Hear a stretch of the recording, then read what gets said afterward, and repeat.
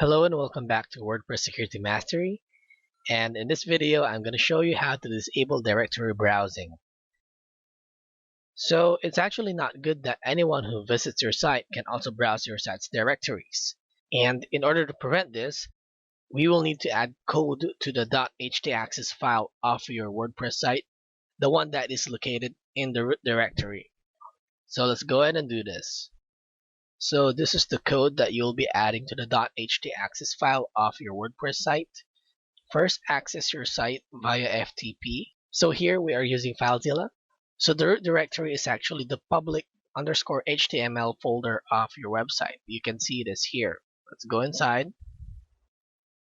Once inside the public_HTML folder, or also known as the root directory, let's go ahead and open or edit the .htaccess file.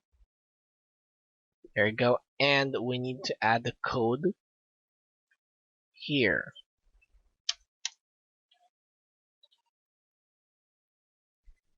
So just add the code and then save it. Now once you have hit on save, this pop-up window should appear and you just need to click on yes. So click on yes.